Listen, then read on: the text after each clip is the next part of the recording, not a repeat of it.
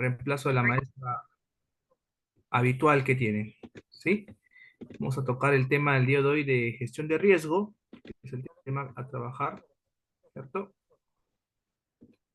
Para lo cual pido siempre que pueda participar, ya sea de manera por el chat o también inclusive usando el micrófono. No hay ningún problema, ¿sí? Lo que se busca siempre es su participación para toda duda que tengan, ¿cierto? Muy bien. Entonces, el tema de gestión de riesgo, jóvenes, pues es un tema muy importante y sobre todo que no solamente debe quedar en un examen, ¿no? En un cuaderno, sino también poner en práctica. Porque sabemos que el Perú, en el ámbito natural, ¿no? El Perú vive en un país, pues, con una gran diversidad climática, pero también una gran diversidad de fenómenos en los diferentes sectores del Perú, ¿no? Puede ser los sismos, y recordar que hablando de sismos, estamos ubicados en el sector con mayor actividad sísmica del mundo, ¿no? En el cinturón del fuego del Pacífico. Tenemos fenómenos como el del Niño, tenemos pues también en este caso las precipitaciones intensas, las inundaciones, huaicos, tenemos también las heladas, el friaje, ¿no? Podemos seguir hablando de varios fenómenos, ¿no? Pero son estos los que más están presentes, ¿no? Los que más están de alguna u otra manera interactuando con la población. Entonces, para esta presencia, ¿no? De algún tipo de peligro o amenaza, que hemos hablado de amenazas naturales o peligros naturales, pero también puede haber sociales, o sea, generado por el hombre, como incendios, por ejemplo, ¿no? Es que se ha creado, pues, este sistema, ¿no? Un sistema que busca gestionar, ¿qué? Gestionar el riesgo, ¿no? Y cuando hablamos de gestión, se habla, pues, de un proceso en la que busca la mitigación, la disminución del riesgo. ¿Cómo se va a hacer posible ello? Bueno, hay un procedimiento que participa no solamente estas autoridades, sino también la población en general. Por ejemplo, el simulacro de sismos, estamos de alguna u otra manera participando. Pero ojo, ¿ah? Una participación coherente y responsable. Ahí sí estaremos dando una información precisa. Pero si en un simulacro no tomamos la veracidad que se corresponde, habrá dificultades, habrá inconvenientes. Hasta inclusive nosotros no sabremos cómo actuar cuando se presente, cuando se suscite ese fenómeno. Aquí tenemos algunos desastres ocurridos pues a lo largo de la historia del Perú, ¿no? Por ejemplo, nos dice que el Perú es uno de los países donde se presentan un mayor número de amenazas naturales, lo que te acaba de manifestar, ¿no? También nos dice que el Perú es uno de los países con más altos niveles de vulnerabilidad física, social y financiera. ¿Qué significa la vulnerabilidad? ¿Qué tan preparados estamos frente a estas amenazas naturales, por ejemplo? ¿Sí? Recordemos que nuestro relieve es muy accidentado y eso da pues algún tipo de vulnerabilidad frente a algún riesgo que se presente, ¿no? Tenemos por ahí sectores muy empinados que inclusive podría haber descenso de rocas, ¿no? Y esto podría haber perjuicios a la vida. Social, por no tener una conciencia en este caso responsable, como te hablaba de los simulacros, ¿no? Por no participar adecuadamente. No lo digo por todos, pero hay un grupo que mayoritariamente lo hace, ¿no? No realiza un simulacro consciente. Y financiero, que no hay una economía, pues, una economía que nos pueda, en este caso, apoyar, que nos pueda rápidamente actuar frente a este desastre, ¿no? O sea, hay que esperar inclusive hasta ayuda extranjera. En el periodo del 1970 al 2009, el Perú se había afectado por 105 desastres que causaron más de 74.000 muertes, los cuales afectaron a 4,2 millones de peruanos. ¿Por qué se toma en cuenta en este caso a partir de 1970 estos desastres? ¿Qué quiere decir? ¿Que antes no hubo desastres? Sí lo hubo, pero no había una autoridad competente a poder gestionar, a poder interactuar, ¿sí? Sino que autoridades de otras materias de alguna otra manera estaban ahí apoyando, ¿no? Pero no había antes del 70 una autoridad específica para este caso. ¿Cuándo se crea defensa civil? ¿Alguien sabe? ¿Saben cuándo se crea defensa civil? Se va a crear luego de lo que viene a ser pues el terremoto dado en Ancash en el 70. Luego de ese desastre es que se da la creación de defensa civil. Por eso que toma en consideración a partir del año 70. Los daños causados por estos eventos son considerables, ¿no? Por ejemplo, el fenómeno del Niño, en estos dos periodos del 82 al 83 y del 97 al 98, causó pérdidas de 6,8 millones. Y ojo que acá tomamos en consideración el fenómeno del Niño dado en el año 2017, que también fue de grandes proporciones. Los sismos del año 70 y 2009 causaron pérdidas de 29 millones. El terremoto de Pisco solamente, ¿no? El dado en el 2007 causó pues un cuarto de millón, perdón, 250 millones de dólares. 250 millones de dólares. Solamente ese sismo. Las pérdidas económicas, las estimaciones de pérdidas económicas en el Perú, previstas por efectos del cambio climático entre 2009 y 2050, son del orden de 55 mil, perdón, millones de dólares, entre 6 y 7 veces el PBI. O sea, que hay que tener en cuenta lo que está suscitando y lo que va a suscitar y qué pérdidas económicas tendremos, ¿no? Nos dice bien claro, entre 6 y 7 veces nuestro PBI. Uno de los grandes problemas que vamos a afrontar es la escasez de agua, jóvenes. Se estima que en un lapso de unos 20 años, exagerando, una gran parte de nuestra reserva de agua dulce se va a agotar. Y ahí la población va a sufrir. ¿Ya? También se estima que las pérdidas para el Perú en cerca de 4 veces el PBI, ¿no? Periodo que va del año 2025. Entonces hay que tomar conciencia. Ahora, ¿qué es un fenómeno y qué es un desastre? Muchas veces solemos equivocadamente decir que es lo mismo, ¿no? A ver, ¿qué nos dice acá? Un fenómeno natural son sucesos que se desarrollan como parte de la intensidad activa del planeta. Es decir, no son generados por el hombre, son tan naturales como el día y la noche. Y ojo, son cíclicos, es muy importante decir ese término. O sea, un fenómeno se va a presentar cada cierto tiempo, en un cierto lugar inclusive. Mira, en un cierto lugar. O sea, nosotros sabemos inclusive dónde se presentan estos fenómenos. Por ejemplo, los huaicos, por donde se desliza el agua justamente dado por las lluvias, por las quebradas, ¿cierto? Sabemos que los huaicos se van a dar en las quebradas. Entonces, estamos informados, ¿sí? Estamos informados, ¿no? Correcto. Pero ¿qué es un desastre natural? Nos viene a decir que es la interrelación entre el fenómeno natural peligroso, o sea que ya se ha activado, y las situaciones socioeconómicas y físicas vulnerables en las que se desarrollan los seres humanos. Podemos hablar, jóvenes, inclusive, de que el hombre invade ese espacio por la cual se va a desarrollar ese fenómeno. Hablemos de Chosica. Muchas casas en Chosicas están ubicadas en donde las quebradas. Pero sabemos que las quebradas se van a desarrollar ¿qué? Los huaicos, ¿cierto? Entonces, ¿qué va a pasar cuando los huaicos se activen? O cuando las quebradas se activen, perdón. cuando se estén presentes los huaicos, ¿qué va a pasar con esa población? Se va a ver afectada.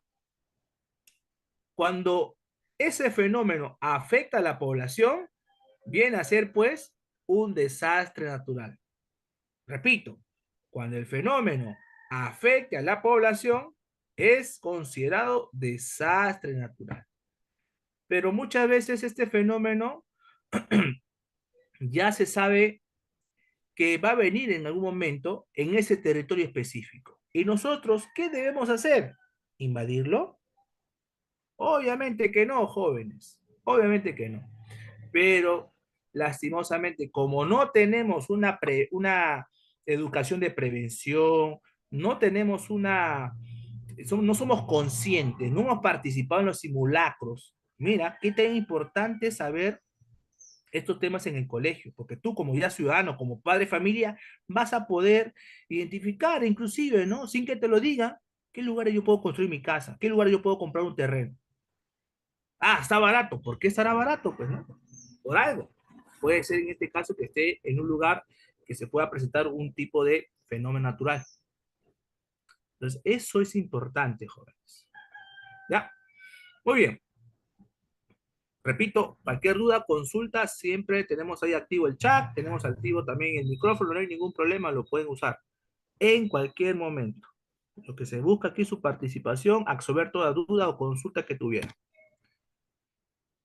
Entonces, cuando hablamos de gestión de riesgo, ¿no? Tenemos que hablar primeramente de lo que es un riesgo, ¿no? Perdón, qué es la gestión de riesgo? La gestión de riesgo es la anticipación a los desastres, es decir, tomar las medidas adecuadas para prevenir o mitigar las consecuencias de cualquier fenómeno natural. El objetivo principal de un programa de mitigación de desastres es reducir las pérdidas humanas y materiales. ¿Se entendió?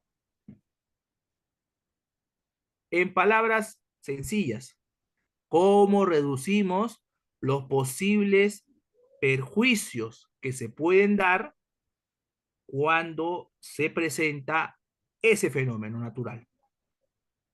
Ya la gente vive ahí y sabemos que en ese lugar puede darse este fenómeno natural. ¿Cómo hacemos para que este fenómeno al llegar no afecte a la totalidad de la población? Buscar siempre mitigar, o sea, disminuir. Ese es el objetivo de la gestión de riesgo. Por ejemplo, seguimos hablando del caso de Chosica y sus quebradas. ¿Qué podemos hacer? ¿Qué gestión de riesgo se puede hacer ahí, a esta población que vive en las quebradas en Chosica? A ver, participemos. ¿Qué podemos hacer?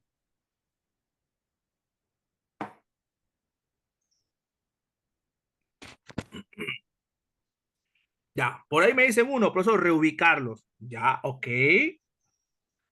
Pregunto, ¿todos querrán reubicarse? ¿Todos tendrán el dinero para poder construir su casa? Hay que ver todas las posibilidades, ¿no? Por ahí, profesor, muros. ¿Dónde hay que colocar muros? Muro de contención. Ya, por eso, hay que disminuir los daños. ¿Qué tipo de obras? Por ahí me dicen los muros. ¿Ok? Podría ser muro de contención. ¿Dónde podríamos colocar los muros de contención, no? En lugares donde, por ejemplo, no logren, en las partes altas. En las partes altas, donde no logren desplazarse, pues, a las casas, por ejemplo, ¿no?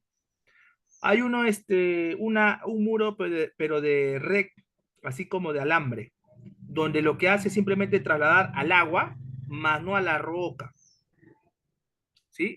Un tipo de un muro de red, es como un colador, ¿no? Eso algunos lugares lo hacen. Ajá, con algo de filtro. No deja pasar a la roca y solamente deja pasar al agua, ¿no?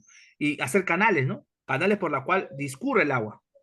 Y en este caso, busquen desplazar por lugares donde la población no está. Estamos dando acá ideas, ¿ah? Y mira, que esto podrían prácticamente hacer esa municipalidad. Ah, ajá, como la malla de la Costa Verde, ya, pero de acero, ¿no? O sea, mallas más fuertes, más resistentes, claro. Por ejemplo, ahí está también la aplicación, ¿no? De la gestión de riesgo. Sabemos que en la Costa Verde, pues a veces que se desliza rocas y como hay una pista, autopista abajo, puede que una roca le caiga a un carro y pues se genere un problema, ¿no? Un desastre. Entonces, para eso que ha hecho las autoridades, han colocado esas mallas, cosa que las rocas, si es que desciende, no van a hacerlo a una velocidad, pues, que podría afectar a la población, ¿no? En este caso, los conductores que manejan por la Costa Verde, o inclusive, pues, podría aguantar su caída. Pues ahí está, es una gestión de riesgo, ¿te das cuenta? Lo que buscamos es la mitigación, la disminución de ese posible perjuicio a la población, ¿ya? ¿Qué más? ¿Qué se puede hacer para mitigar los desastres en las cuencas? Justo estamos hablando, ¿no? En las cuencas, por ahí las quebradas también. Planificación y ordenamiento urbano y territorial. Zonificación del uso de suelo. Mira, por ejemplo, la planificación y el ordenamiento urbano y territorial. O sea, en otras palabras, ¿en qué lugares se puede construir casas? ¿Y en qué lugares no se puede construir casas? Eso lo tienen que hacer las entidades municipales, ¿ya? Luego también dice reubicación de viviendas y otras edificaciones localizadas en zonas de alta vulnerabilización, ¿no? Zonas de alta vulnerabilidad, perdón. Entonces, ¿podría proceder eso? Claro que sí. Por ejemplo, no sé si recuerda cuando se dio este fenómeno en el Niño, el río Rima comenzó pues a aumentar su caudal, ¿no? Y al tener un mayor poder erosivo, al erosionar, al desgastar, ¿cierto? Comenzó en este caso a llevarse algunas casas que tenía en sus márgenes. Esa población está en una zona altamente vulnerable. Ahí sí, rápidamente hay que, en este caso, como lo manifiesta, reubicarlos. La Municipalidad de Lima, ¿qué hizo? Había hecho condominios hasta por cantidad, entonces ahí los reubicó, ¿no? Los reubicó. Solo que pues hubo problemas luego, ¿no? Pero ya son cosas de otro índole. Pero ahí está la reubicación. Construcción de presas reguladoras, diques, canales y muros de contención para evitar las inundaciones. Claro, por ejemplo, en el sur de la costa del Perú hay, y también sobre todo en la costa norte, hay presas reguladoras, ¿no? ¿Qué hacen estas presas? Regulan el nivel de agua. Si el río aumenta su caudal, aumenta su volumen, estas presas reguladoras hacen que disminuya, ¿no? Que disminuya el volumen curso abajo, para que no perjudique pues a la población, no se dé inundaciones, ¿no? Desbordes e inundaciones. También los muros de contención que son muy importantes para en este caso evitar algún perjuicio a la población. Luego también dice estabilización de laderas mediante terrazas escalonadas, drenaje, filtros y muros de contención, lo que hemos hablado pues hace poco en el caso de Chosica, ¿no? Pues ahí están algunas acciones que pueden tomarse en consideración. Muy bien, sigamos. Bueno, en el Perú, por sus condiciones socioeconómicas, geomorfológicas y climáticas, el Perú es un país de alta probabilidad de exposición de riesgos a desastres. Ojo, ¿ah? Eso lo hemos dicho también al inicio. Es por este motivo que el desarrollo de las capacidades para enfrentar estas adversidades es fundamental. Incrementar los niveles de organización y resistencia de las comunidades. Tú sabes que en China, en Japón más que todo, ¿no? En Japón, tú sabes que cuando se da un terremoto, todos, absolutamente todos saben qué hacer. Hasta los niños en el colegio, en primaria, en secundaria, saben qué hacer. ¿Has visto videos seguramente en YouTube, no? ¿Ellos acaso corren como locos? ¿Ellos acaso gritan? ¿Se pisotean? No, porque ellos han sido, en este caso, preparados frente a este tipo de peligros, mediante los simulacros. ¿Sí? Entonces, ellos sí han tomado en cuenta la importancia que son los simulacros, porque van a ayudar a poder hacer las cosas bien cuando se suscite este problema.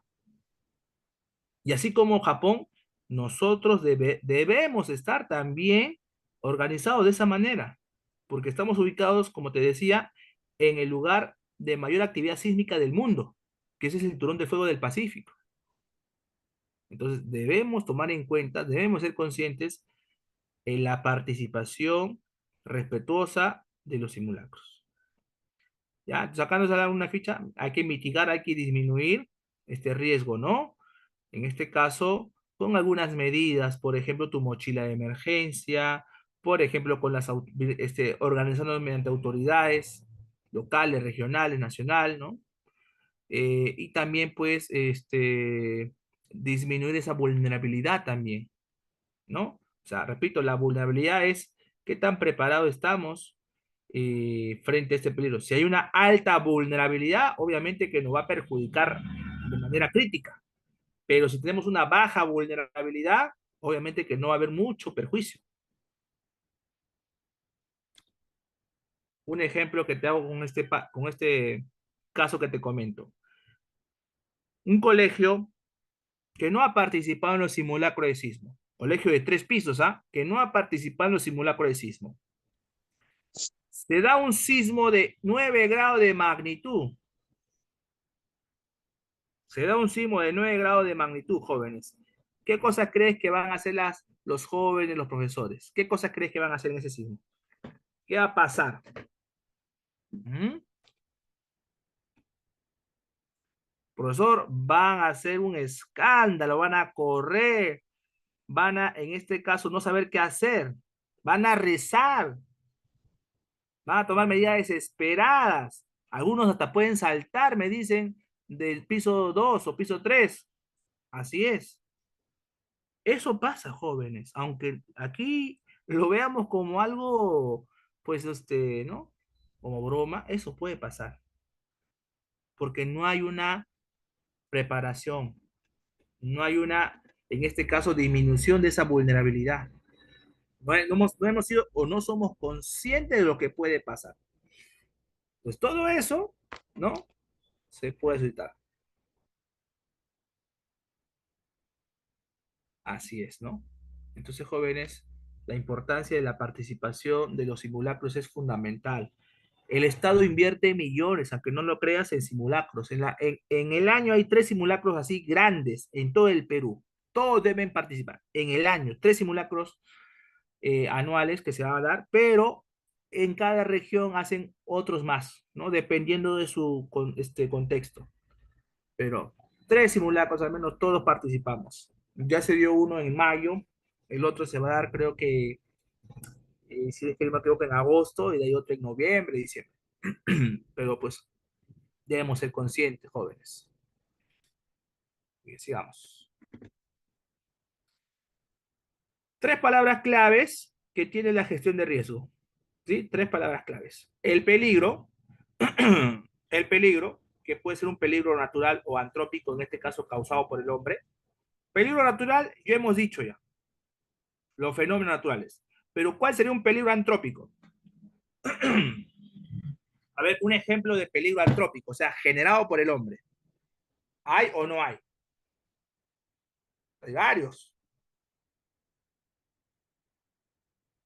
Los incendios, las malas instalaciones de conexión eléctrica, las malas construcciones, tanto de infraestructura inmobiliaria de casas, como también de carreteras, de calles, de avenidas. ¿Recuerdan ese casito?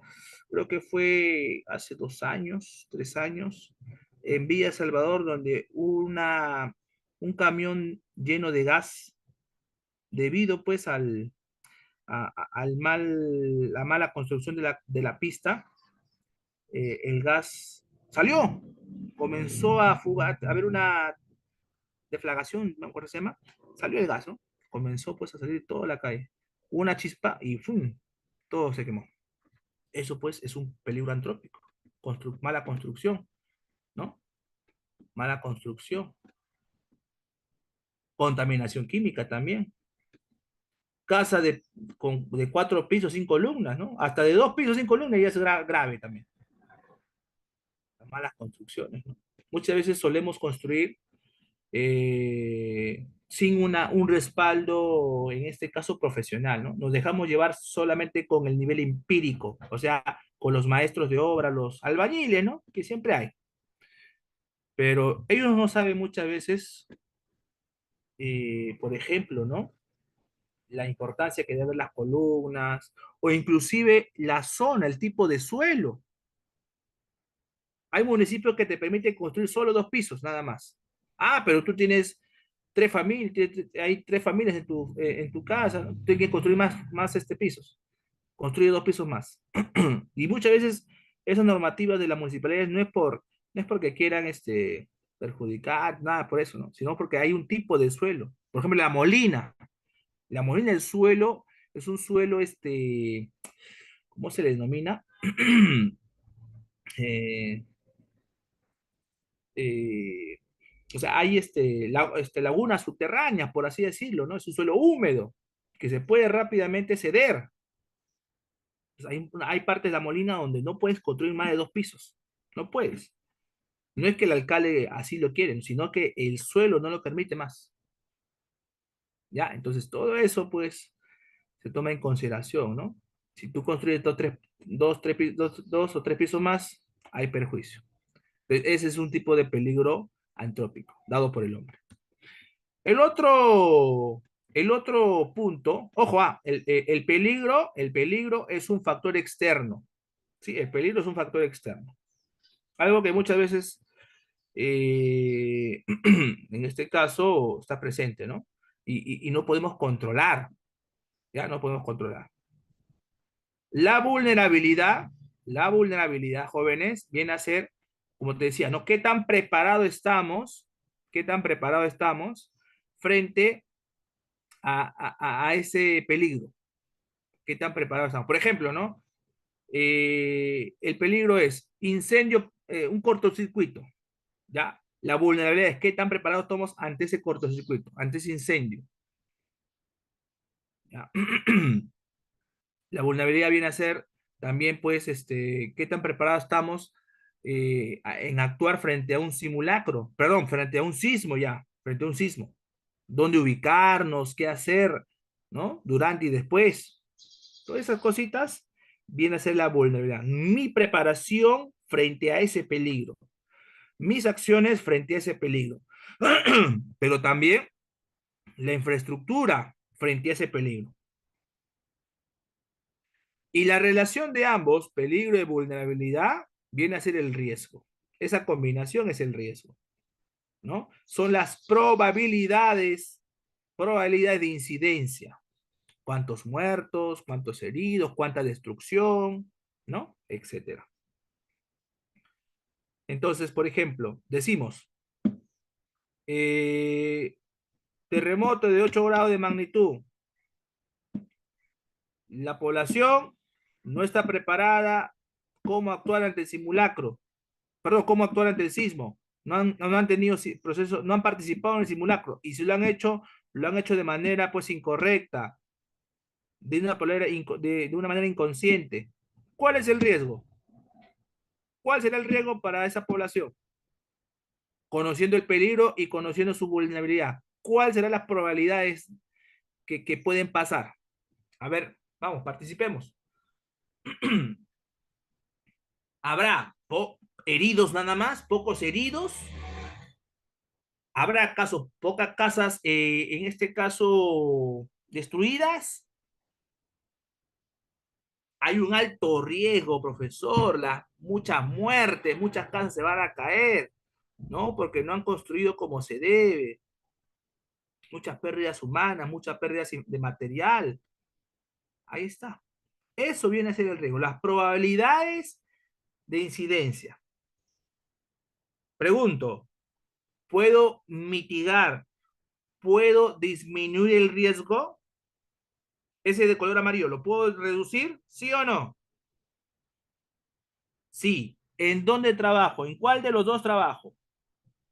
¿En cuál de los dos? ¿En el peligro o en la vulnerabilidad? En la vulnerabilidad. Porque la vulnerabilidad es un factor interno.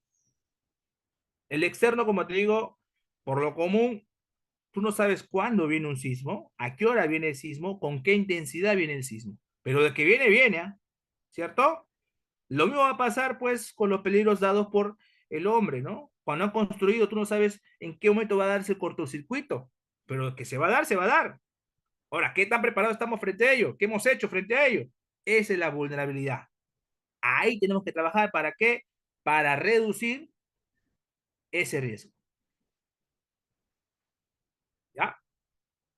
Muy bien. Entonces tenemos que trabajar en la vulnerabilidad. Acá está un poco lo que nos estamos comentando. Bueno, esto ya es lo que hemos dicho, ¿no? La vulnerabilidad puede ser física, social, organizacional, institucional, económica, cultural, ¿no? Es una exposición de la fragilidad, de la resiliencia. Esa es la palabrita importante, jóvenes.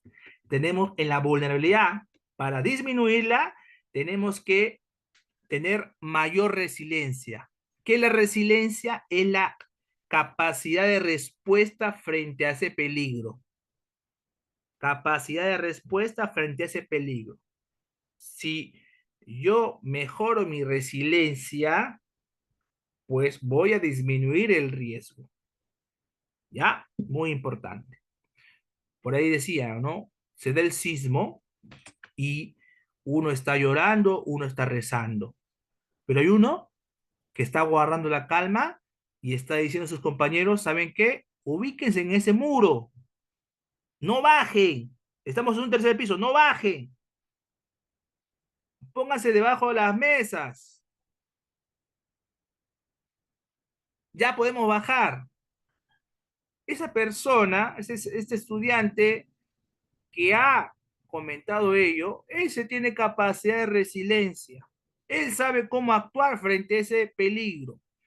Y eso es lo que queremos lograr en todos, en la gestión de riesgo.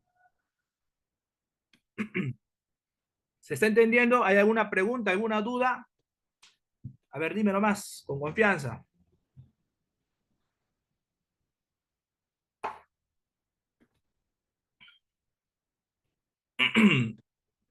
Ya, sigamos, sigamos. Ok.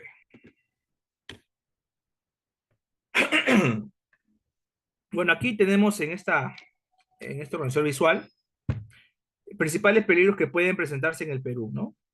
Por ejemplo, generados por el proceso en el interior de la Tierra, los sismos, los maremotos, tsunamis, la actividad volcánica. ¿En qué parte habrá, pues, ese peligro de actividad volcánica? En el Perú, ¿qué parte?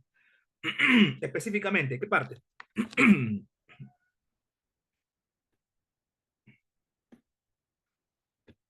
Recuerda que la cordillera de los Andes tiene sectores, ¿cierto?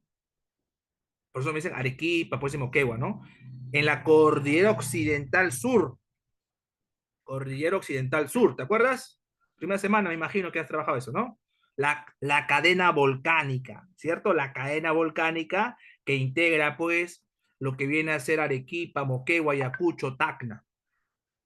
Esos departamentos o regiones vienen a ser, pues, la presencia de este peligro de la actividad volcánica. Un arequipeño está acostumbrado a los sismos menores de 5 para abajo, de 5 grados de magnitud para abajo, porque al vivir cerca a un volcán, siempre se va a generar ese tipo de movimientos. En cambio, uno que no vive en estos sectores se va a asustar.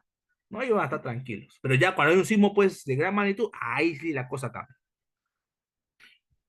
Ya, generados por procesos en la superficie de la Tierra, deslizamiento de tierra, derrumbes, ¿no? Aludes, aluviones, huaicos, erosión, retracción, ¿no? Por ejemplo, lo que vienen a hacer en este caso los huaicos, ¿no? Eso lo tenemos presente en los sectores donde hay quebradas. De Chosica, por ejemplo, de Chosica ya, ahí puede haber presencia de los huaicos, ¿no? Generado por fenómenos hidrológicos, meteorológicos y oceanográficos. Las inundaciones, las sequías, las tormentas, las heladas, los granizos, la nevada, los vientos fuertes, los oleajes anómalos, el niño o la niña, precipitaciones intensas, precipitaciones prolongadas. Pregunto, ¿en dónde se van a dar los friajes? ¿En qué parte del Perú se dan los friajes? ¿En qué parte del Perú se dan los friajes? Friajes, friajes. friajes. ¿Dónde? ¿Cuándo? ¿Es igual el friaje que las heladas? Repito, ¿es lo mismo heladas y friaje? Es diferente, claro. Las heladas vienen a ser el descenso brusco de la temperatura a nivel del suelo, ¿sí? A nivel del suelo. Y esto se va a generar, las heladas, ojo, las heladas se va a generar por encima de los 3.500 metros sobre nivel del mar. O sea, ¿Lima tendrá heladas en algún momento? No. ¿En el Callao habrá heladas en algún momento? No. En superficies por encima de los 3.500 sí se puede presentar las heladas, ya sea blanca o negra, ¿no? En la parte altoandina. Mientras que el friaje va a ser el desplazamiento, ¿sí? El desplazamiento de masas de aire frías, ¿sí? Desplazamiento de masas de aire frías que han sido, en este caso, originadas por lo común, por el anticiclón del Atlántico Sur, ¿sí? El anticiclón del Atlántico Sur. Estas masas de aire van a ingresar por lo común entre las fronteras de Uruguay y Argentina, ¿no? Lo que es el río de la Plata. Y sigue su recorrido en todo el norte. En todo el norte sigue su recorrido. Llegan al Perú, muy bien, por lo que es Madre de Dios, ¿ya?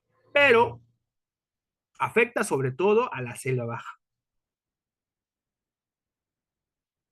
En la selva alta, profesor, también. Dímelo a mí. Ahorita estoy en la selva alta, estoy en Posuso. Hay un frío de la patada.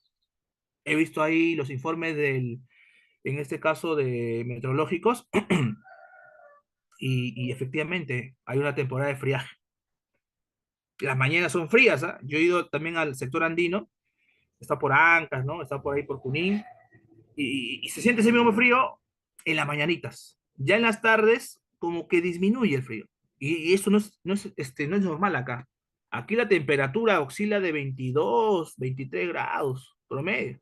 Por ahorita amanece a unos 14 grados, 15 grados. Entonces, ahí vemos, pues, ¿no? Que también afecta a la selva alta. Ahora, más a la selva baja. ¿Cómo está la selva baja? Peor todavía, ¿no? Peor. Así es. Willkommen, así es. Muy bien. Ok. Vamos a seguir ahora con lo que viene a ser inducidos por la actividad del hombre. Inducidos por la actividad del hombre. Incendios, contaminación, ¿no? Lo que ustedes justamente han comentado también en el chat, ¿no? De origen biológicos, ¿no? Entre otros. Saludos a los alemanes. Danke, danke, lo voy a saludar. Bien, sigamos. Uy, ¿qué pasó? Ah, no.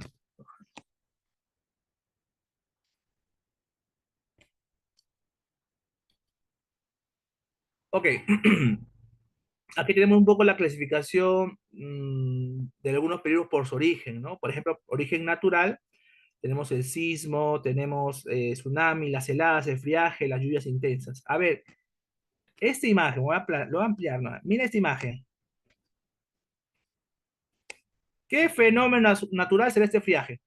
Ay, ¿qué hablo? ¿Qué fenómeno natural será el que tienen en imagen? ¿Qué fenómeno natural será el que tienen en imagen? ¿Es un antrópico? ¿Ah? ¿Las heladas son antrópico? No, ¿cierto? Son natural. Ya. Me dicen heladas. Heladas, heladas. Ahora, ¿qué diferencia? Atención, escucha. ¿Qué diferencia hay entre heladas y nevada? ¿Qué me dice? Diferencia entre helada y nevada. Ambas se van a dar por encima de los 3.500 metros de altitud. Pero ¿qué diferencia hay? Por temporadas, no siempre. Hay una diferencia característica. No, los dos por encima de los 3.500. Mira ahí mira el lomo de las vicuñas, la alpaca, ¿no? Ahí ves el lomo. Ah, muy bien, Carlos. Mira el lomo de las vicuñas, ¿no? ¿Ves ahí? Hay uno que está de negro y que tiene pues un lomo blanco, ¿no? O sea, es una alpaca negra pero que tiene un lomo blanco. ¿Lo ves? Ya. ¿Qué crees que ha pasado ahí? Recuerda que las heladas es a nivel del suelo, ¿no? A nivel del suelo. Entonces, pero las nevadas son precipitaciones. O sea, en las heladas el cielo está despejado, ¿ah? Ojo, en las heladas es un cielo despejado, mientras que las nevadas es un cielo cubierto, o sea, hay precipitaciones, ¿sí? Hay precipitaciones. Entonces, es un poco la diferencia rápidamente para distinguir estos dos fenómenos naturales, ¿no? Que se van a presentar, repito, por encima de los 3.500 metros de altitud, ¿ya? Luego, peligros de origen socionatural. Tenemos acá las inundaciones, tenemos aquí los deslizamientos, los huaicos, la desertificación, ¿no? La salinización de suelos, socionatural, ¿no? Ahí combinados ambos. Los huaicos, ¿cómo es que los huaicos se van los deslizamientos, perdón, se van a dar? Mira, hay zonas, a ver, vamos a poner aquí la imagen. Uy, ya está. Mira, hay una zona verdosa con una gran floresta, árboles, y hay una zona desnuda. ¿Ves a la zona desnuda? O sea, tierra, ahí al fondo, ¿sí lo ves, no? Ya, ¿qué pasó ahí? Ha habido un deslizamiento. La pregunta es ¿por qué? Por lo común, esto se da debido a la tala, ¿sí? O sea, hay una deforestación en esa zona. Profesor, ¿y qué tiene que ver?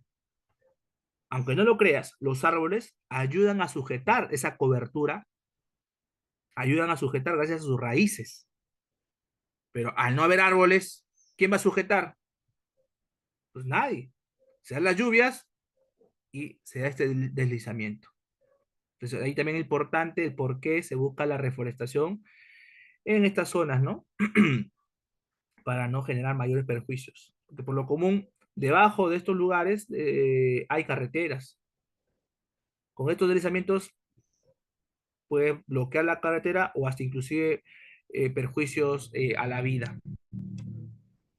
Entonces, mira, como socio natural, no como el hombre ha talado y cómo a partir de las lluvias se ha dado este deslizamiento. ¿Ya? Muy bien. Luego tenemos también peligros antrópicos, en este caso netamente generados por el hombre. Contaminación ambiental, ¿cierto? Incendios urbanos, incendios forestales, explosiones, derrames de sustancias tóxicas. A ver, en estos peligros de origen antrópico, en estos últimos 2 o 3 años, ¿cuál es el que te acuerdas? ¿Qué peligro antrópico has escuchado, has visto en estos últimos 3 años? Ha habido varios, pero a ver, capaz por ahí todos congenian en uno. A ver, a ver.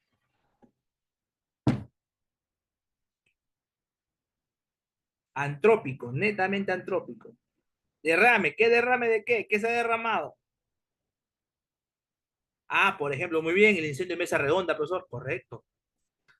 Por ahí también, muy bien, el derrame de petróleo dado Ventanilla, ¿no? Creo que hace 2 años fue eso, hace 2 años. Y también, pues, los derrames que se dan más seguidos, inclusive en la zona oriental, ¿no? Del Perú, la parte nororiental, para ser más específicos. Ahí, pues, en Iquitos, ¿no? Loreto, ahí está, ¿no? Algunos de estos dados. Yo recuerdo mucho, ¿saben? Este incendio que se dio también hace, ¿cuánto será? 2022 fue, si es que no me equivoco, por las Malvinas, donde se incendió un local de pinturas, ¿no? Vendían pinturas, todo lo que es ferretero. Y donde en la parte superior habían construcciones prefabricadas, en este caso de containers, y que habían personas que trabajaban ahí. Y lastimosamente habían 2 jóvenes trabajando y que el dueño, por miedo a que le roben, le cerró su puerta. Se dio este incendio y lastimosamente murieron los dos jóvenes. Así es, ¿no? Entonces, ese es un peligro de origen antrópico. El incendio, y mira con lo que ha originado, ¿no? Lastimosamente. Muy bien, sigamos, sigamos. Ahora, acá tenemos la gestión de riesgo, la vulnerabilidad, ese grado de resistencia y exposición de un elemento o conjunto de elementos frente a la ocurrencia de un peligro. Mira la vulnerabilidad que hay en estos lugares. Profesor, ahí no hay nada, ahí yo vivo, me dices, ¿no? ¿Cómo que no va a haber vulnerabilidad, jóvenes? La gente ha construido sus casas en lugares, uno, que no tiene licencia, o perdón, que no tienen título de propiedad. Pero lo más perjudicial es que son lugares altamente riesgosos, ¿cierto? Por ejemplo, ¿han escuchado en Villa Salvador el lomo de corvina? ¿Alguien vive en Villa Salvador? ¿Ha escuchado del lomo de corvina? Es así como una colina, ¿no? Un cerrito, pero que eso en sus inicios era un relleno sanitario, ¿ya? Fue un relleno sanitario y que pues con el transcurrir los años la gente comenzó a invadirlo. Y hoy pues hay bastante población, ¿no? Así como la imagen de abajo. Entonces, un fuerte sismo hace que la tierra se remueva y chao casas. Lo mismo puede pasar en estas imágenes, ¿no? Un fuerte sismo hace que la tierra se remueva o, peor, que si hubiera rocas en la parte superior, ¿no? Puedan rodarse y también perjudicar. O que las mismas casas también puedan caerse. O sea, todo eso, jóvenes, conlleva pues a una vulnerabilidad pues con una exposición alta, ¿no? También aquí, por ejemplo, notamos ya más poblado, ¿no? Sin una medida pues preventiva, ¿no? No hay por ahí algún muro capaz y esto podría verse perjudicado. Por ahí habría una quebrada y esa quebrada se activa en temporada de lluvia, igualmente la población se ve perjudicada. Año 2017 también hubo pues colegios que se perjudicaron, ¿no? Eso fue creo que por la costa norte, que tuvieron problemas, ¿no? De inundaciones en lugares donde no debían construir, pero lo hicieron. Muy bien.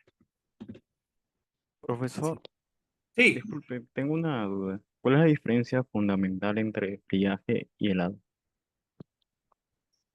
friaje y helada. Sí, Ya. Le comentaba que la helada viene a ser un fenómeno que se va a producir por encima de los 3.500 metros sobre el nivel del mar y el descenso de la temperatura es a nivel del suelo. O sea, en la helada no intervienen las precipitaciones. Ya ese descenso de temperatura es al nivel del suelo. Cuando hay temporadas de heladas, pucha, la gente tiene que ponerse doble media, ¿no?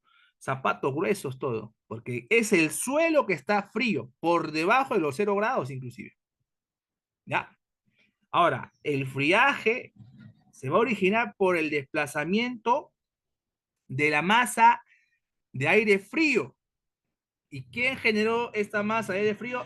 El anticiclón del Atlántico Sur. El anticiclón del Atlántico Sur. Ubicada pues al oriente de Argentina y que por temporadas va a originar vientos fríos, secos, y que van a ingresar entre la frontera de Uruguay y Argentina. Se desplazan hacia el norte, llegan a Argentina, Uruguay, llegan a Bolivia, llegan a Perú. Ahí comienza a darse estos vientos donde va a reducirse también la temperatura. Y producto a las temperaturas que hay en el ambiente, que son cálidas allá, ¿no? Y esta gran masa de aire frío pueden generar precipitaciones.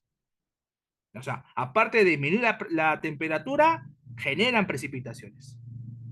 No sé si con eso hemos podido, o hay alguna otra duda. sí, profesor, ya me queda claro. Gracias. Ok, muy bien. Aquí aquí tenemos pues un patrón de ocupación, autoconstrucción, sin saneamiento físico legal, situación socioeconómica pues en este caso que no es solventada, ¿no? Claro que no es que digamos el rechazo a la población, no es que busquemos discriminar, nada de eso, ¿no? Al contrario, buscamos siempre el apoyo, la solidaridad, ¿no? Entonces, esta población que estás observando en la imagen es muy vulnerable. Mira que este cerro es, si es que logran apreciar bien, a mi parecer, ¿ah? Es full tierra.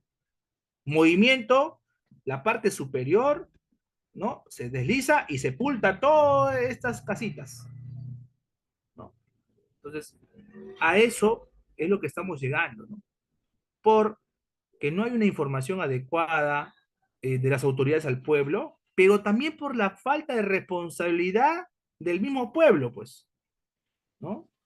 Yo sé que todos tenemos problemas, pero creo que hay niveles que debemos, en este caso, de ser conscientes y de ser responsables, ¿no? Por más que ese lugar esté libre, sin ocupación, por algo será, ¿no? Y si me pongo a pensar, efectivamente, no puedo construir mi casa porque hay lugares, ese sector es un lugar muy vulnerable. Puede haber deslizamiento de tierra, ¿no? Y me puede sepultar. Por eso que no han construido. Todas esas cositas, pues, debemos también ponerla en práctica, ¿no? Apoyándola a algún tipo, algún familiar, algún tipo de persona que, quién sabe, capaz tu próxima autoridad.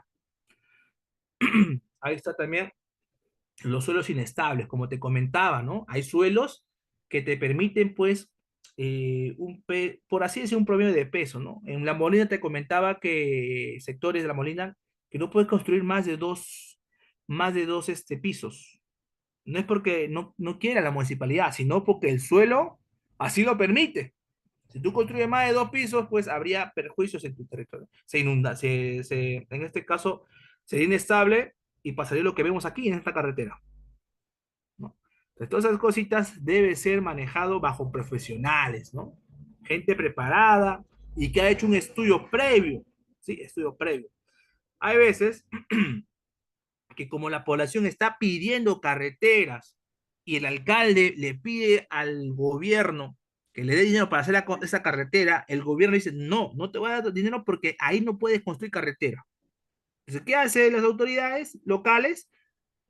Ellos mismos la construyen. Ellos mismos la construyen. Y ahí está lo que pasa, mire, lastimosamente puede pasar eso. No digo siempre, ¿no? Pero puede pasar eso. Al no haber un estudio de suelo adecuado, ellos han construido y miren pues lo que ha suscitado, ¿no? Esto pasa, jóvenes, en el Perú. No, muchas veces no es porque el gobierno no quiera apoyar, sino porque muchas veces en el lugar donde tú quieres hacer algo, poner algo, no se puede, ¿sí? No se puede. Igualmente la infraestructura, pues, que uno tiene, ¿no? Por más que sea, en este caso, material noble, y si no has tomado las recomendaciones por parte de la municipalidad o de un profesional que te diga, ¿sabes qué? Aquí no puedes construir este, con mucho peso, ¿no? O sea, tres, cuatro pisos, no, solo un piso, nada más. Y tú no haces caso a eso y construyes más, mira lo que pasa. Ahí está. Por ejemplo, en el lugar donde vivo, en Posuso, me han dicho, ¿no?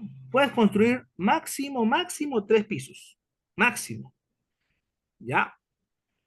Yo he construido dos. Uno, en este caso, material noble, primer piso, y el segundo piso, he visto la ayuda de un profesional, en este caso de fierros, me ha dicho, ¿sabe qué? Normal, tú puedes construir aquí con fierro, me ha dicho. O sea, columnas de acero, todo, mira, interesante. Y eso reduce un gran cantidad de peso, ¿no? Entonces, ahí está. De alguna otra manera, con ese apoyo que he tenido de profesionales, me han dicho cómo construir mi casa, ¿no? Y así, jóvenes, eso es lo que también se busca, ¿no? El no tener perjuicio más adelante, como el que vemos en la imagen, ¿no? Por más que tú tengas toda esa predisposición de apoyar a tu familia, ¿no? En construir tu casa, si no tomas en cuenta lo dicho por los profesionales, puede ocurrir este tipo de inconvenientes. Bueno, seguimos con los suelos inestables, miren ahí, en algunos sectores, sobre todo ubicados en los cerros, ¿no? Cómo construyen las casas. Por ahí también, pues, mira lo que comentaban, ¿no? Que no se ponga una columna. Ustedes saben que la columna en la infraestructura es vital, ¿no? La columna, así como el ser humano cómo se levanta, cómo caminamos, porque tenemos ahí pues un sistema óseo, ¿no? Un sistema en este caso nervioso, que ayuda pues a articular y no tener problemas a la hora de hacer otras cosas.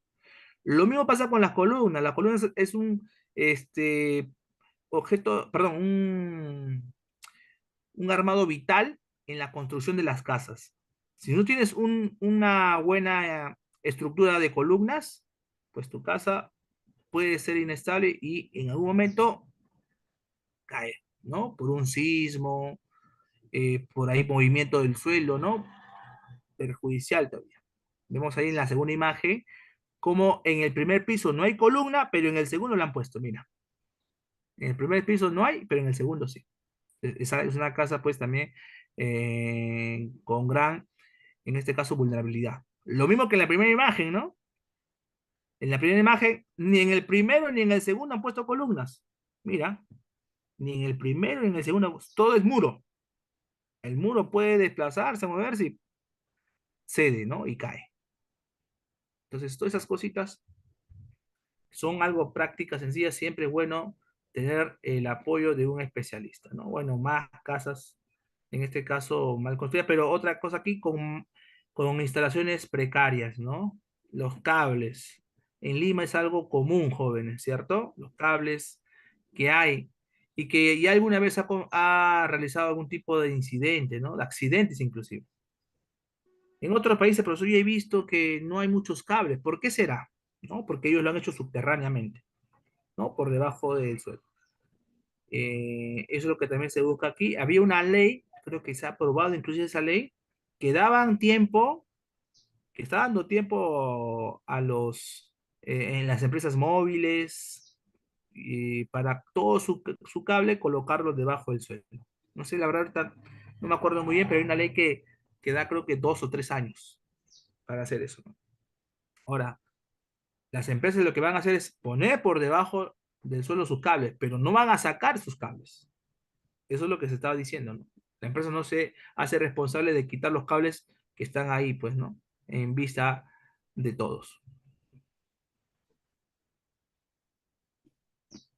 A ver, aquí hay algunas ciudades del país que tienen, pues, en este caso, un crecimiento espontáneo, urbanizaciones en riesgo, un déficit de vivienda, un déficit de infraestructura de servicios, pobreza, inseguridad, problemas ambientales, caótica. Todo eso hace que las ciudades sean vulnerables, ¿sí? Vulnerables.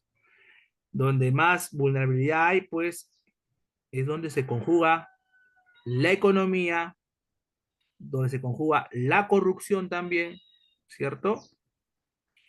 Y en este caso, la irresponsabilidad por parte del dueño como también por parte de las empresas. Lima, se estima que Lima, si se da un sismo de 7 grados, 8 grados, gran parte de Lima colapsa. Porque como sabemos todos, la capital, el centro de Lima, es un centro histórico, ¿cierto? Es un centro histórico que no ha tenido, pues, por así decirlo, muchos cambios. Sigue aún con sus calles pequeñas, sigue aún con sus casas de adobe y quincha, ¿no? Simplemente le han dado ahí una columna de madera, así para, ¿no?, tenerlas presentes. Pero Lima sigue creciendo, ¿no? Y con esas condiciones de infraestructura va a colapsar. ¿Alguien sabe lo que ha pasado con Brasil, lo que ha hecho Brasil en estos 50, 70 años? ¿Cuál es la capital de Brasil? No, ¿cuál es la capital de Brasil? Ah, Brasilia, profesor, muy bien. ¿Y sabes cuál era antes la capital de Brasil? ¿Sabes cuál era antes la capital de Brasil? Río de Janeiro. Igual que Lima, una ciudad colonizada, ¿no? Que aún mantiene algunas infraestructuras, pues, coloniales, ¿no? Y todo eso. Pero que quería mantener, pues, su atractivo turístico, paisajístico, cultural. que con calles pequeñas, ¿ah? Río de Janeiro tiene sus calles pequeñas, todo, ¿no? No quisieron modificar nada, pero las autoridades de aquel entonces vieron y se proyectaron. Nuestra capital es Río de Janeiro y va a haber un crecimiento masivo. Si seguimos con Río de Janeiro como capital, vamos a colapsar. Hay que buscar una nueva capital que se proyecte a una gran concentración poblacional. Y no solamente poblacional, sino también económica, política. Y fue así que se creó, pues, Brasilia, esta ciudad, esta capital, donde sí vemos las condiciones óptimas, ¿no? De seguridad, de gestión de riesgo, con calles, pues, de 5 carriles de ida y 5 carriles de vuelta. A ver, dime tú en Lima, en la capital, ¿habrá acaso una calle con 5 carriles de ida y 5 carriles de vuelta? La avenida Tacna, por ejemplo. Nada, ¿cierto? Apenas dos dicen. Apenas dos, profesor, y eso, que a veces que tapan una y en un carril nomás ida y vuelta. O sea, todo eso es infraestructura. Las autoridades también deben estar presentes ahí, ¿no? Porque aquí en Perú no se hizo esa política, ¿no? De años atrás, para proyectarse, ¿no? A lo que hoy somos como capital. La tercera población del Perú vive en la capital, pero ¿cómo viven? Ese es el detalle, ¿no? Ahí también está el problema de la gente que está migrando a Lima y al no encontrar, pues, espacio habitable en las zonas urbanas, van a las periferias, se van a los cerros. Eso también es una problemática, ¿el por qué? Lima recuerda que ya no crece horizontalmente. Lima crece de manera vertical. ¿Cómo nos damos cuenta de eso? Que Lima está creciendo verticalmente. A ver, ¿qué me dice? Los condominios, pues, ¿no? Estos condominios que en los últimos años se han estado construyendo, ¿no? Y se sigue proliferando, ¿no?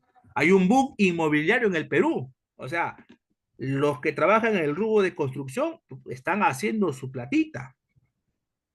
Ahora ustedes, ingenieros civiles que quieren postular, ¿no? A la ingeniería civil, también, ¿ah? Claro, pero no va a ser algo permanente, ¿no? Ahorita aprovechar ese boom que hay. Oye, sigamos. Bueno, acá algunas medidas de gestión de riesgo. Tenemos tres. Tenemos la gestión prospectiva, luego la gestión correctiva y por último la gestión reactiva. ¿Qué nos dice la gestión? ¿Qué nos dice la gestión prospectiva?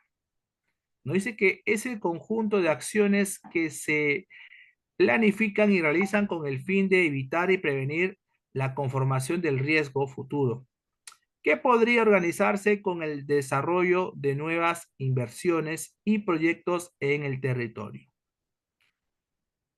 En mayúscula y en negrita dice, interviene sobre el riesgo aún no existente. Ojo, ¿ah? El riesgo es cuando ya se combina, ¿cierto? El peligro con la vulnerabilidad. O sea, cuando ya está presente ese...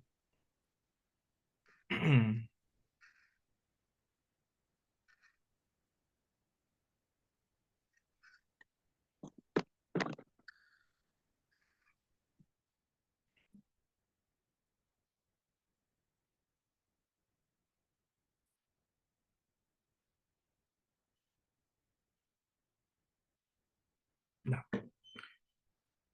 A ver, un ejemplo. El fenómeno El Niño. Ojo, estoy hablando del fenómeno El Niño, no del niño costero. Son dos cosas diferentes. Ya lo decía por qué.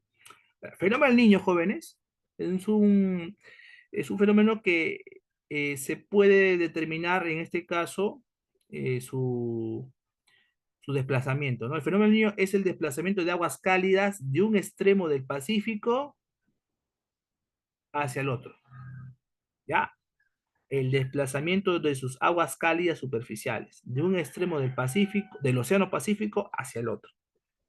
O sea, de lo que es Asia y Oceanía, se desplaza hacia América, Ecuador, Perú, ¿no? Norte de Perú. Entonces, eh, este fenómeno, jóvenes, puede ser, digamos, detectable probabilidades, ¿ya? Probabilidades. Gracias a algunas boyas, algunos objetos de GPS, ¿no? Que se ponen en el océano para saber su desplazamiento, por dónde están, con qué velocidad vienen esa masa de agua cálida, ¿no? Hacia el territorio peruano ecuatoriano. O sea, al saber eso, el Estado peruano, ¿qué puede hacer? Pues puede ir preparando, ¿cierto? Puede ir interviniendo. Por ejemplo, en lo que viene a ser los ríos, muro de contención, ¿no? Limpieza en este caso, de las zonas donde las cavidades donde pasan los ríos, puede hacer limpieza de las canaletas por donde pues discurre el agua de la lluvia, o sea, preparativos. Si posiblemente va a venir en febrero, marzo, abril, podemos inclusive decir a los colegios que no comiencen sus clases en marzo, sino que comiencen pues capaz en lo que viene a ser abril, mayo, o dependiendo de cómo está, hacen sus clases virtuales. O sea, te das cuenta que son medidas que se dan antes de que llegue ese fenómeno, o perdón, ese riesgo, antes de que llegue ese riesgo. ¿Sí? Son medidas previas, ¿ya? Previas a la llegada de ese riesgo. Las heladas, también hay temporadas en las cuales se dan heladas. Igualmente se está busca pues realizar acciones, ¿no? Medidas para poder disminuir el riesgo, ¿ya? Entonces la gestión prospectiva es una gestión que busca actuar antes de la llegada de este, este fenómeno natural. ¿No? Los tres, ojo, los tres buscan mitigar el riesgo, ¿ah? Los tres que estamos viendo en pantalla. Gestión prospectiva, gestión correctiva, reactiva. La diferencia va a ser en qué momento actúan. La gestión prospectiva va a actuar antes de la llegada, antes de el riesgo. Por ejemplo, acá nos dice medidas y acciones en la planificación del desarrollo orientadas a evitar nuevas vulnerabilidades. Ejemplo, normas y regulación, planes de ordenamiento territorial, ¿cierto? Por ejemplo, también hay algunas casas que están en zonas de alta vulnerabilidad, ¿no? Que están cerca del río, ya, tienen que desalojar, tienen que ir a otros lugares, los reubican. Vamos con el siguiente. Gestión correctiva. Es el conjunto de acciones que se planifican y realizan con el objeto de corregir o mitigar el riesgo existente. Corrigen o mitigan el riesgo existente. Intervienen sobre el riesgo existente. O sea, ya se dio el riesgo. Sí, ya se dio el riesgo. Ojo, ya se dio el riesgo. Y ese riesgo previamente ha sido mitigado o buscando su mitigación en la gestión prospectiva. O sea, ¿tú qué vas a corregir? Algo que has hecho previamente, ¿cierto? Tú corriges algo que has hecho previamente. Entonces, la gestión correctiva va a corregir lo que se hizo en la prospectiva. Puede ser que lo que tú has hecho en la prospectiva, como no fue tan... has hecho un muro de contención, por ejemplo, ¿no? Pero ese muro de contención no fue se está viendo su debilidad, se está rajando. Ya, en la gestión correctiva vas a buscar que ese muro tenga mayor solidez, ¿no? Pueda ser reparado rápidamente. Va de la mano estos dos, ¿ah? La gestión prospectiva y la correctiva. A ver, en la gestión correctiva nos dice medidas y acciones que promueven la reducción de la vulnerabilidad existente. Ejemplo, reubicación de comunidades en riesgo, reforzamiento, ahí está, mira, reforzamiento de construcciones y o estructuras existentes vulnerables. O sea, que ya las has construido en tu gestión prospectiva, pero hay que reforzarlas. ¿Ya? Entonces, la prospectiva es antes de que llegue ese riesgo y la correctiva es cuando ya está el riesgo presente. ¿Qué pasa con la gestión reactiva? ¿Qué nos dice? Es el conjunto de acciones y medidas destinadas a enfrentar los desastres, ya sea por peligro inminente o por la materialización del riesgo. Interviene sobre el riesgo no reducido. Pregunto, en una gestión reactiva, en una medida de gestión reactiva, va a realizarse eh, sobre lo que han hecho antes, o sea, sobre una gestión correctiva. ¿Habrá habido gestión correctiva, gestión prospectiva? No. Mira, acá dice bien claro, e interviene sobre el riesgo no reducido. O sea, no ha habido previa acciones de disminución de riesgo. O sea, la gente, la sociedad, las autoridades no han hecho nada. Y esto es algo común en el Perú, ¿no? No hacemos nada, esperamos que caiga pues ese fenómeno, que se dé, que se presente ese fenómeno natural. Y recién actuar. Es algo que inclusive en nuestra vida cotidiana pasa. No sé si a ustedes, pero al menos yo he observado y yo también he pasado por eso, ¿no? Por ejemplo, ¿cuándo vamos al doctor? ¿O cuándo deberíamos ir al doctor? Al médico, al hospital. ¿Cuándo? Profesor, hay chequeos que se hacen, ¿no? Cada año al menos, una vez al año para hacer los exámenes, ¿cierto? Eso es algo normal, que deberíamos hacer nuestros chequeos. Pero, ¿cuándo es que, ¿cuándo es que nos vamos recién al hospital? Cuando estamos a punto de morir, profesor, estamos moribundos, está que nos duele ya feo, no podemos ni caminar.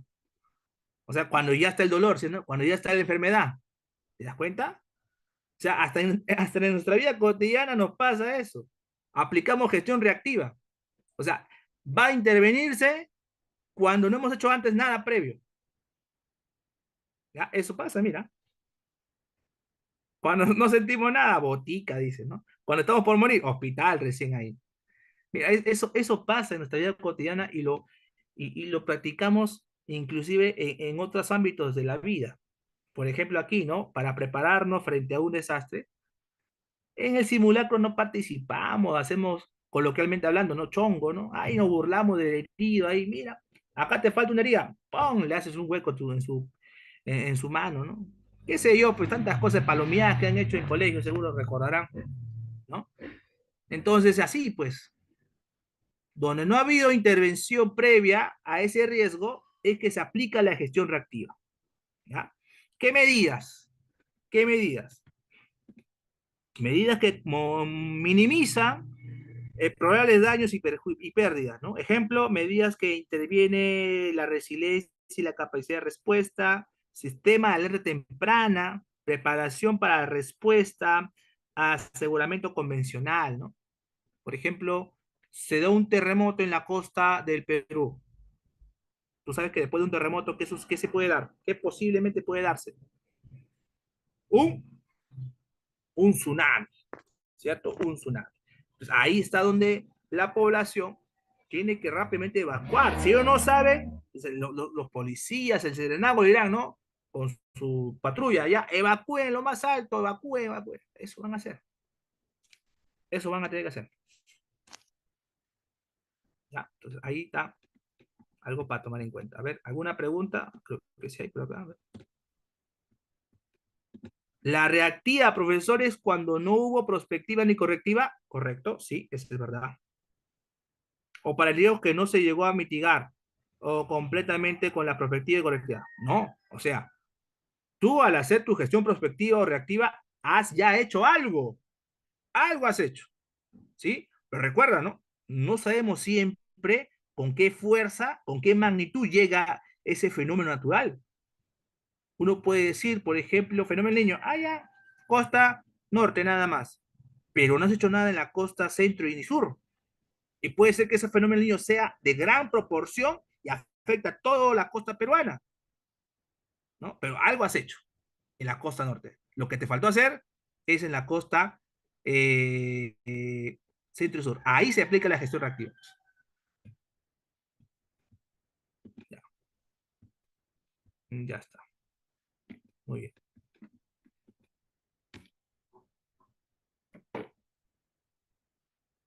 Ya.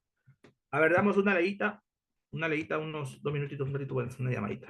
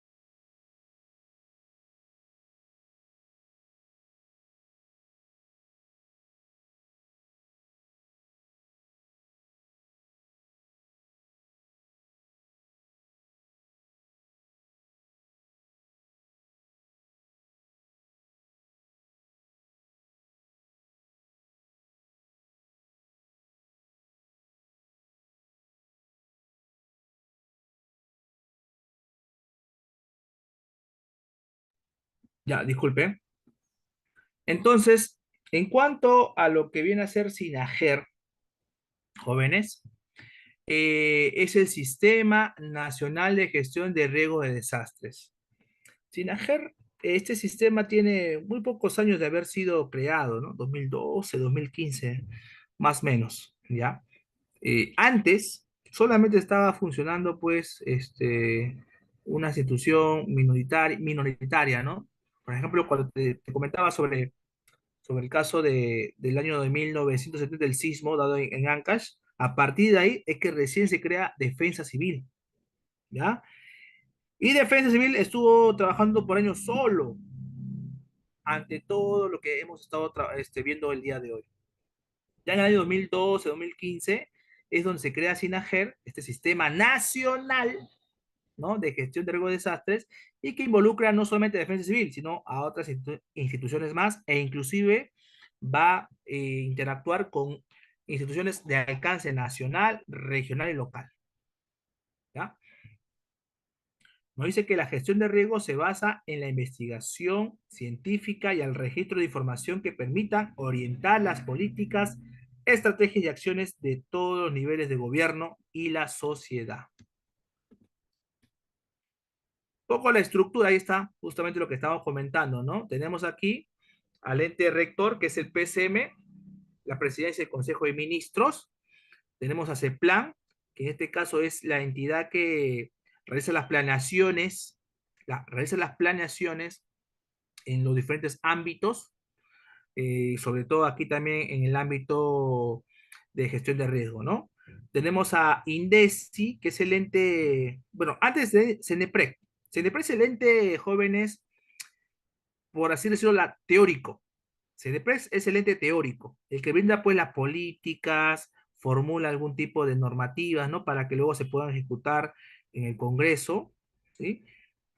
Genera también los proyectos, genera también cronogramas, ¿no? Cómo podría, en este caso, participar la población, ¿no? Planes. Mientras que INDECI es el ente en práctica.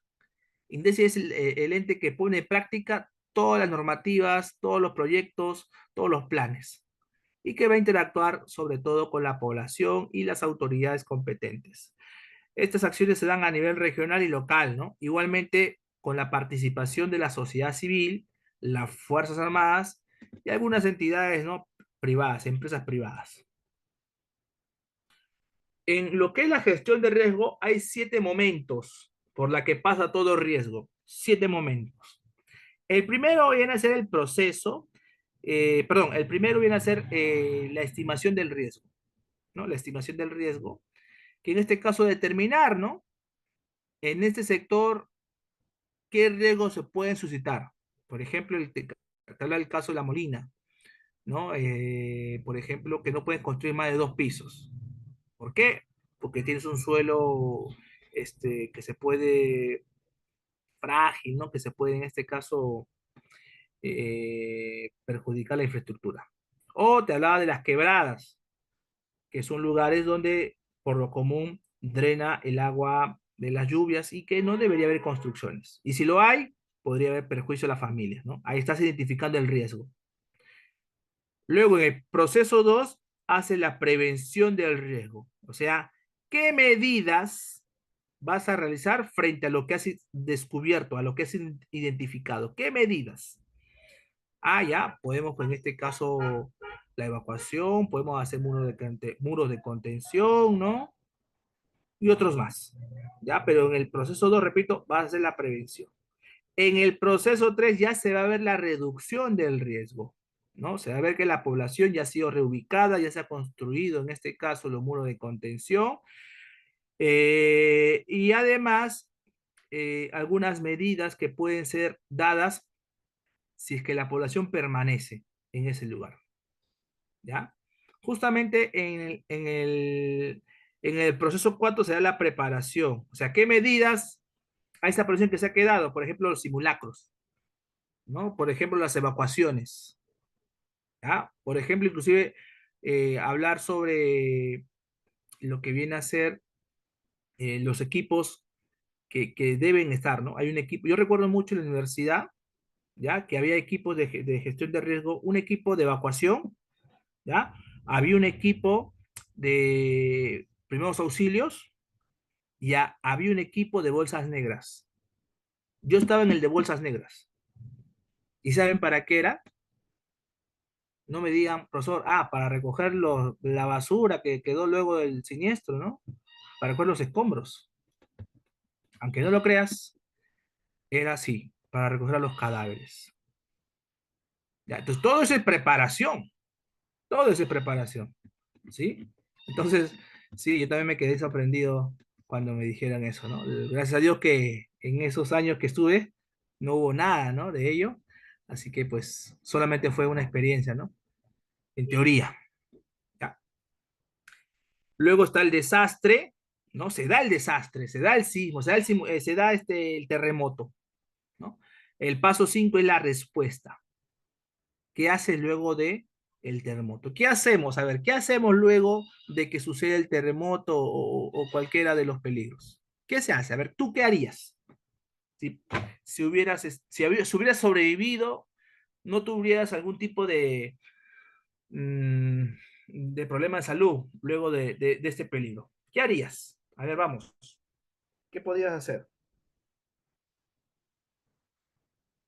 Profesor, yo estoy en shock, no sé qué hacer, ¿no? Me resguardo, profesor. Muy bien, busca resguardar, llamas a algunas autoridades, ¿no? Si es que aún hay si hay señal. Dar atención a los heridos también podría ser, ¿ah? Siempre y cuando logres primero identificar que no tendrías, no te lesionarías, ¿no? No tendrías peligro, porque ese por salvar a uno, dos o tres más se perjudican también, porque no han visto, no han observado el área y es un área en la cual puede darse también nuevamente un nuevo peligro, ya los temblores, ¿no? Luego la réplica, como le dice, y al hacer una réplica puede ser que te caigan los escombros y también te quedes ahí, ¿no? Con perjudicado. Entonces, al querer ayudar, te perjudicas más todavía, ¿no? A los bomberos, a los rescatistas, ¿no? Entonces, hay que ver todo eso. La capacidad de respuesta es la capacidad de resiliencia, ¿no? ¿Cómo respondes frente a ello? Frente a ese desastre. Algunos se desmayan, algunos por ahí dicen reza, ¿no? Pero lo que ustedes han dicho está bien, ¿no? El evacuar, ¿no? El poder ayudar si es que se puede, si es que se amerita, ¿no? Todo eso está muy bien. El llamar a las autoridades también, así es.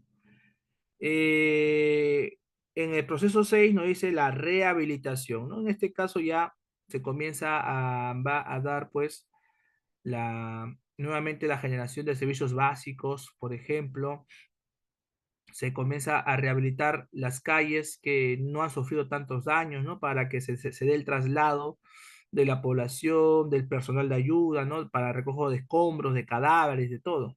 Se busca rehabilitar. Y en el proceso 7 está la reconstrucción, ¿no? En este caso, si ha habido algún tipo de desastres de infraestructura pública o privada, ¿no? Se tendrá que hacer su reconstrucción de vida.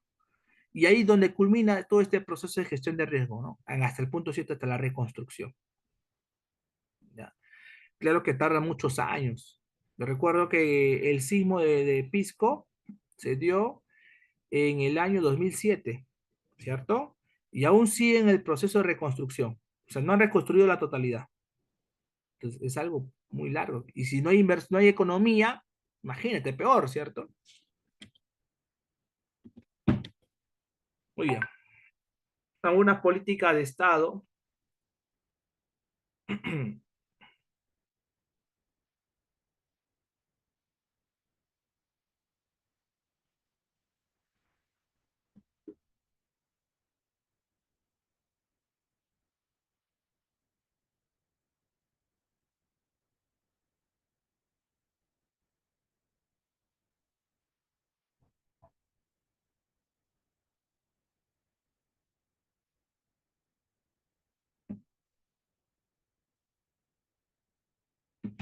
Ya.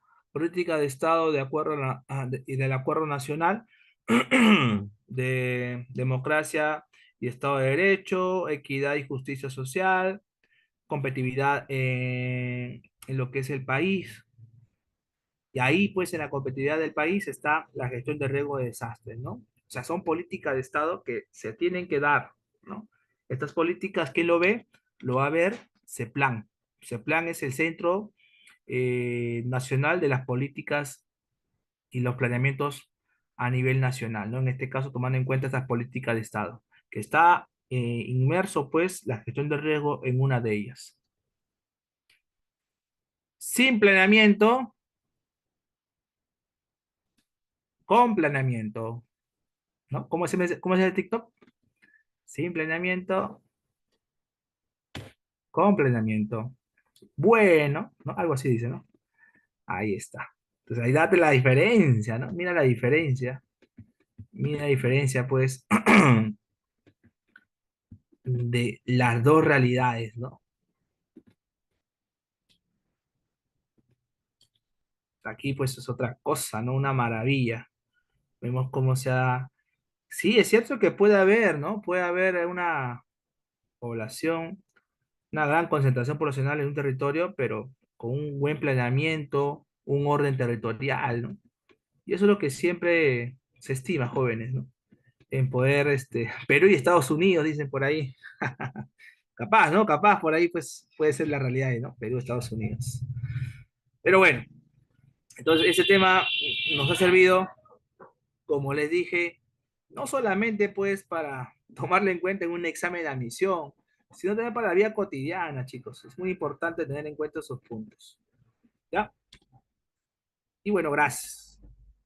Gracias. ¿Alguna duda, alguna consulta?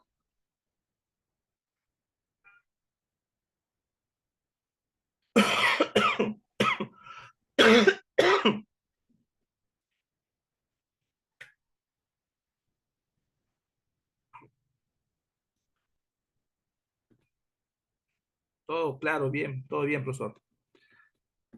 Más claro que el agua del río Ritma, me dicen. No sé si alegrarme o no.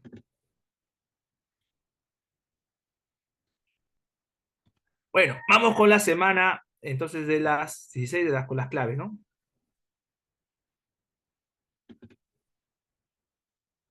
Este es, ¿sí, no? Ya, a ver. Vamos con la pregunta uno. Elija la alternativa que relacione a los componentes de gestión de riesgo. Uy, uy, ¿qué pasó? ¿Qué pasó? ¿Qué hice? Ya apreté. Ya. Repito, elija la alternativa que relacione a los componentes de gestión de riesgo con las medidas que le corresponden. A ver, gestión prospectiva, ¿con cuál letra iría? Prospectiva, ¿con cuál iría? Mm, ¿Con cuál iría?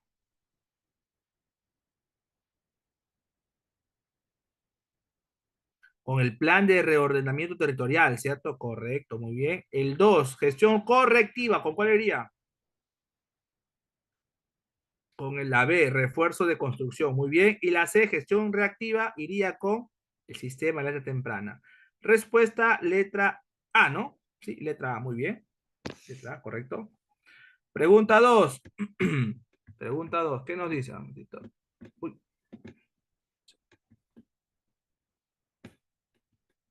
El Estado peruano ha establecido una serie de instituciones públicas para implementar la política de gestión de riesgo de desastres y establecer acciones necesarias para mitigar sus efectos.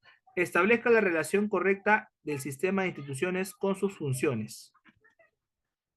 El CONAGER, INDECI, CENEPREC y el SINAGER. A ver, aquí. En el caso de INDECI, ¿no? Como ya te comentaba, viene a ser una institución que pone en práctica las medidas que el CENEPREC ha realizado. Y recuerda que el SINAGER es sistema nacional, o sea, dentro del SINAGER están INDECI y CENEPREC. ¿Ya? Dicho esto, vamos un poco con lo que es. Ah, el CONAGER viene a ser, en este caso, la, las coordinaciones que se pueden dar, ¿no? Frente a los desastres, donde está el presidente del Consejo de Ministros, donde están las otras autoridades, inclusive también la población afectada, ¿no? Un representante. Por ejemplo, máxima autoridad para la toma de decisiones políticas en caso de desastre o de emergencia. ¿Quién es? ¿Quién es la máxima autoridad? El CONAGER. Así es el CONAGER. Uno. Luego, brinda asistencia técnica al gobierno nacional, gobierno regional y local. ¿Quién brinda asistencia técnica? ¿Quién es la teoría? La teoría CENEPREC, claro, CENEPREC, muy bien. Tiene la finalidad de identificar y reducir el riesgo de desastres. ¿Quién identifica y reduce el riesgo? SINAGER, ¿cierto? El ente Bayo 4, muy bien. Y por último, coordina la respuesta ante desastres. ¿Quién coordina la respuesta ante desastres? INDES. La clave es, ¿cuál es la clave? No puedo acá rayar porque en esto no hay plumón. B, ¿no? La B, ¿no? Sí, la B, muy bien. Aquí no tenemos plumoncito, color, nada para poder subrayar. Pregunta 3. Un especialista,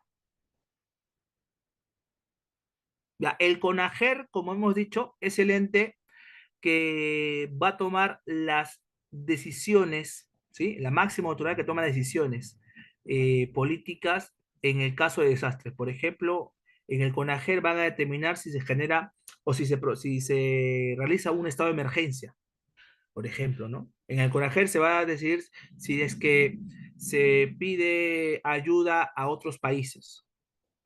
¿Ya? Es la máxima autoridad de todo este sistema de SINAGER, ¿no? Y ahí está, como hemos dicho, presidida por el presidente del Consejo de Ministros.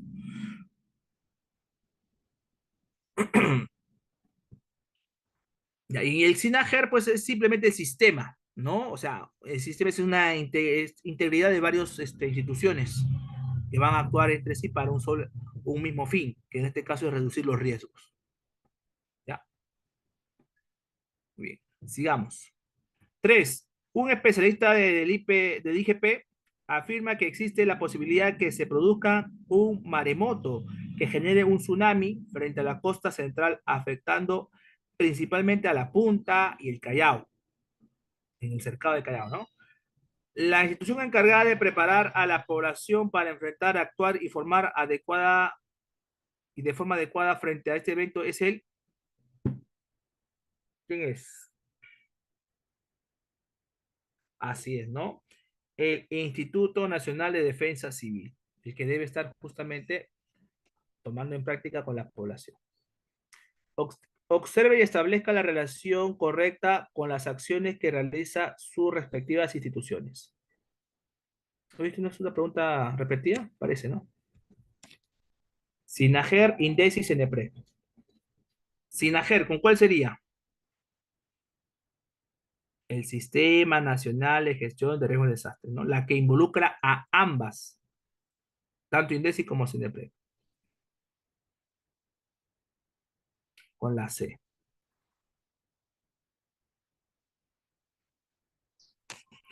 Ahí dice la 3 porque no podía ser la A.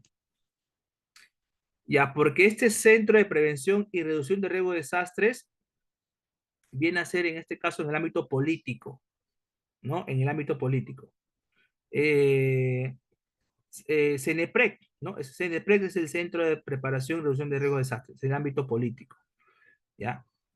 Pero el que va a tomar en cuenta a esas políticas, esos proyectos, esos planes con la población es INDECI.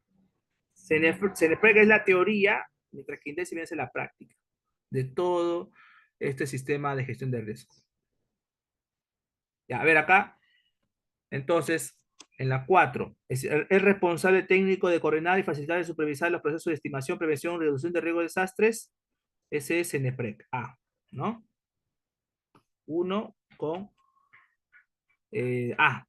Uno con A.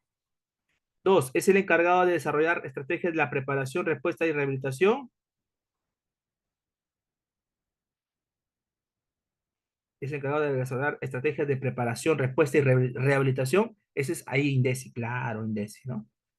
Y CNPREC es con la C, ¿no? El sistema interinstitucional, sinérgico, descentralizado, transversal y participativo. Ya, ¿cuál sería la respuesta? Uno a 2B, 3C. La A, ¿no? No, perdón. A, B, C. La B. La B, la B. La B.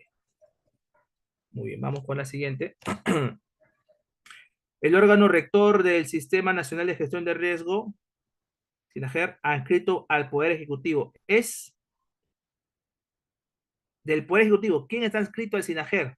¿Quién es el que preside el CONAGER? El que toma las decisiones más importantes.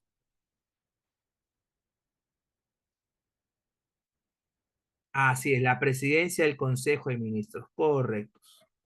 Muy bien, jóvenes. Nos quedamos aquí, ¿no? Ya el tiempo nos ha ganado. Me van a disculpar. Voy a decir a la maestra para que la próxima clase pueda darle las claves. Ya, chicos, por mí, pues será hasta una nueva oportunidad. Cuando la MIS por ahí tenga problemas técnicos, ahí voy a estar apoyando, chicos. Ya, espero que por ahí les haya agradado la clase y sobre todo, pues hayan aprendido, que es lo más importante, ¿no? Aprendido algo. Siempre entre, ¿no? No siempre, chicos. Soy invitado, nada más.